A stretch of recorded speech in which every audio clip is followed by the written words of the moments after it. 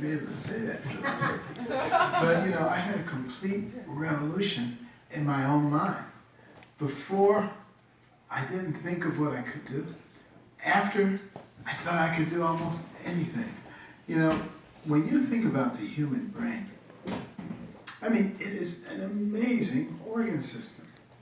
Billions and billions of neurons, hundreds of billions of interconnections. It can process more than 2 million bits of information in 1 second. It remembers everything you've ever seen, everything you've ever heard. Think about a brain like that.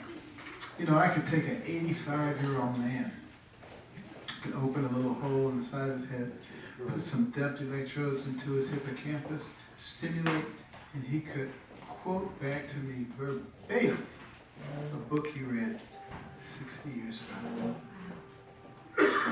Excuse me.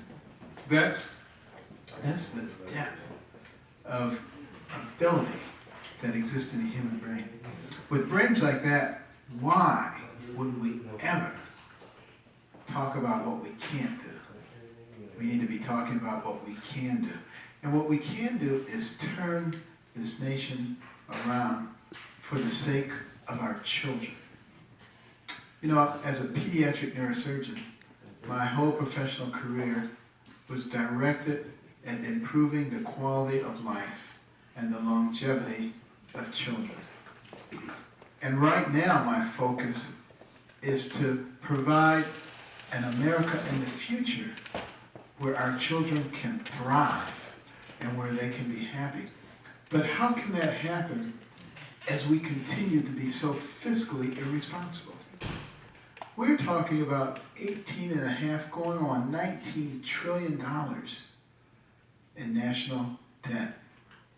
That is a staggering number. To pay back $18 trillion at $10 million a day, 365 days a year, it would take you more than 5,000 years. That's what we're putting on the back of our children. Thomas Jefferson said it was immoral to pass debt to the next generation. He would have a stroke if we brought him back today. And he saw what we were doing to our children. And many people aren't cognizant of what's going on.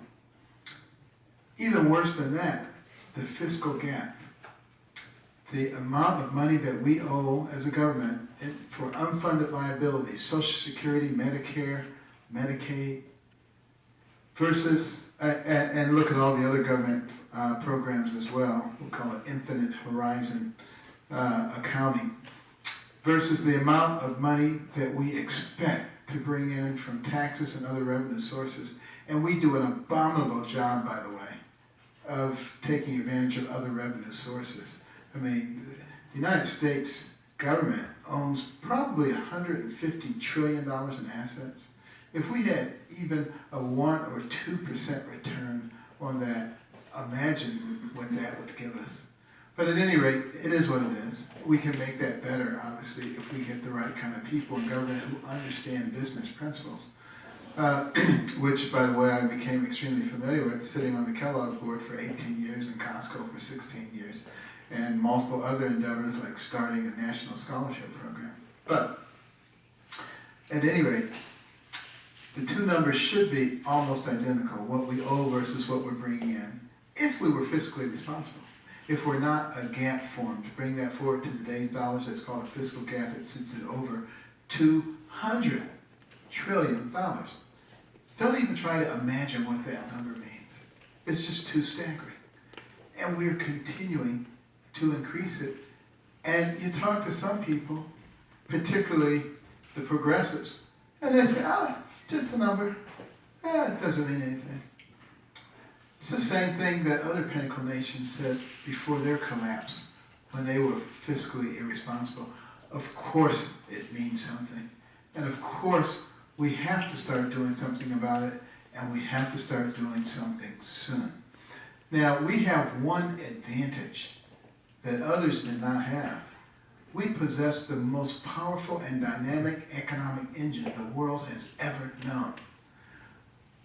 If we can get that engine roaring again, we can put some big dents in what we owe.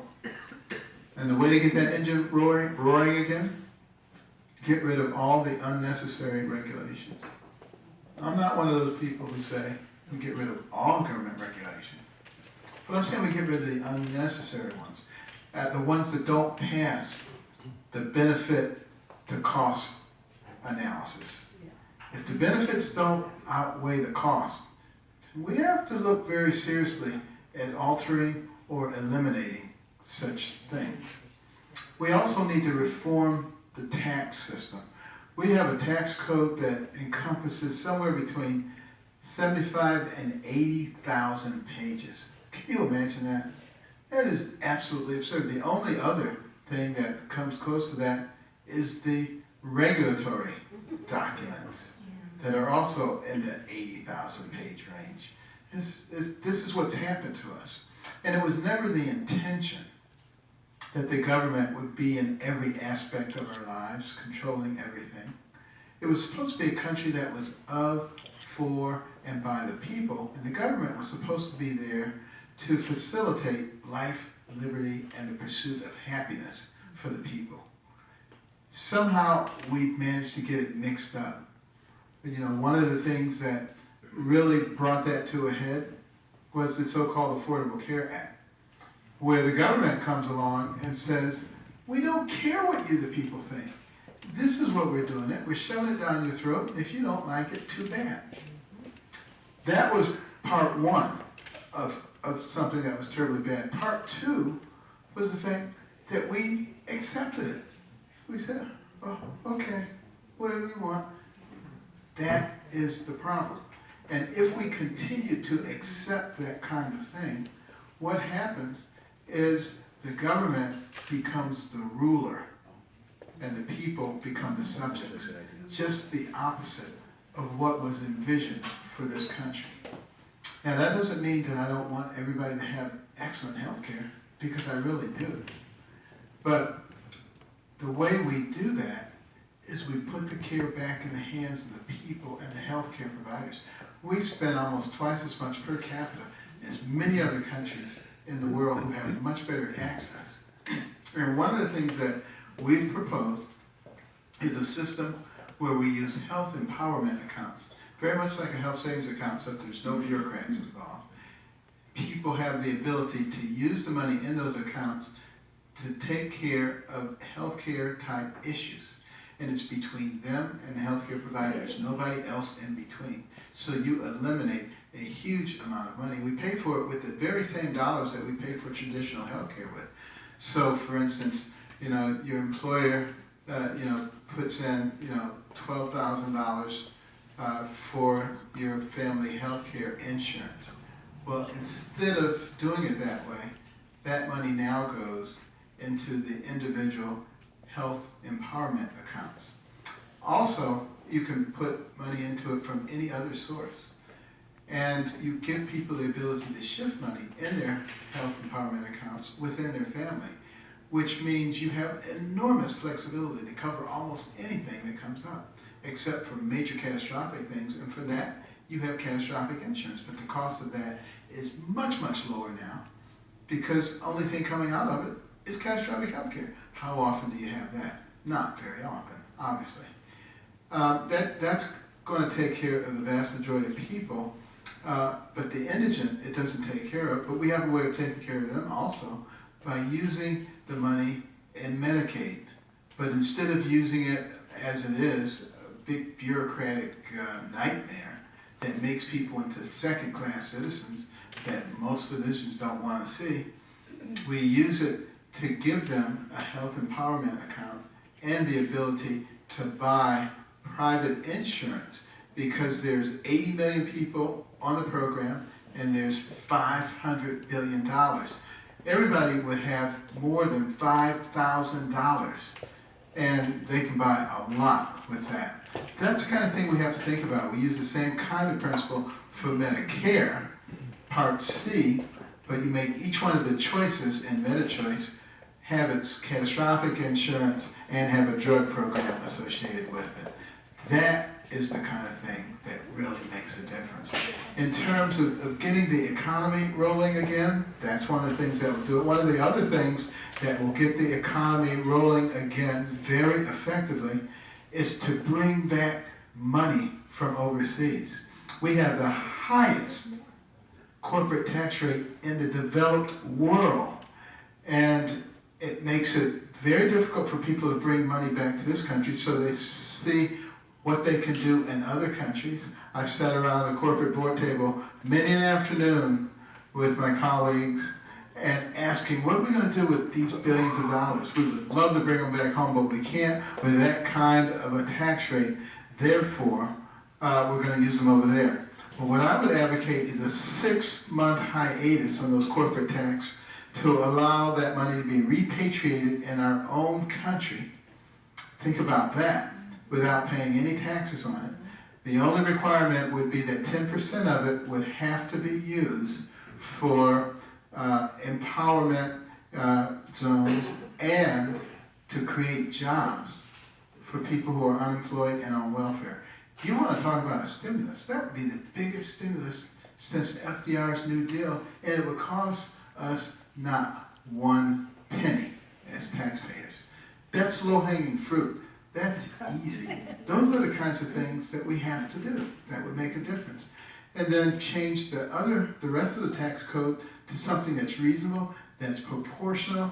Everybody pays the same proportion of tax. You make $10 billion, you pay $1 billion. You make $10, you pay $1. You get rid of all the loopholes, all the deductions, so that you create a level playing field. Because as soon as you have loopholes, everybody starts manipulating everything so they can take advantage of it. You don't have any, you don't have to worry about that. And you don't introduce your biases because everything is proportional. Those are the kinds of things that I think will get that economic engine roaring very quickly. We also need to understand what the implications are of some of these policies. You look at all of these regulations. Every single regulation costs money in terms of goods and services. But who does that affect the most? It's a really regressive tax on everybody. It affects the poor people and the middle class the most. When they go into the store and buy a box of detergent and it's gone up 5 or 10 cents because of regulations, they notice it, the poor do. Middle class won't notice it until they get to the cash register and everything in that cart has gone up a little bit, they begin to notice it. Rich don't notice it at all. So, that's one of the reasons that we really need to be very careful about the number of regulations. It's really hurting a large number of our citizens. And then when you look at the national debt, I'll tell you how that's hurting people. It makes it very difficult for the Fed, for the central bank, to raise interest rates. You notice they've been trying to do it. They finally raised it 1/4%. That's not getting us anywhere near normal levels again. But the reason that they can't raise it because that the debt is so great, the service on that debt, the interest, if it rose to a normal level, would be $1 trillion a year. Right now it's $250 billion. We simply can't afford that. And what does that do? It kills part of the American dream, because part of the American dream was for people to be able to go to the bank every Friday and put 5% of their check into their savings account and watch it grow over 10, 20, 30, 40 years, retire and have a beautiful nest egg. And whether they had Social Security or not, they would be okay. That part of the American dream is gone. And the only people who can make any money are people who have risk tolerance and can put money in the stock market. That tends to be upper income people, so the income disparity grows. So, people like Bernie Sanders and Hillary Clinton will tell you that the income disparity is because the rich people are greedy. No, the income disparity is because of these asinine policies that are killing the middle class and the poor people in our society. And then you have predators coming along and trying to convince those people that it's somebody else that's causing their problem. And that's why the understanding is important. That's why Washington, that's why all of our founders were so interested in the people being well educated and informed, because they knew that then it would be very difficult for them to be manipulated by slick politicians and dishonest news media. The other thing that I just want to mention before we open it up for questions is if we want to protect the next generation, then we have to understand that the radical Islamic jihadists are trying to destroy us. And we have to take them seriously. And we have two choices. We can let them destroy us and call them the JV, or maybe not even call their names. Or we can use every resource available to us to destroy them first. And I would go for the latter option because it's a matter of our survival. We know how to do this. And all we have to do is empower our military, stop trying to micromanage them, let them do the job.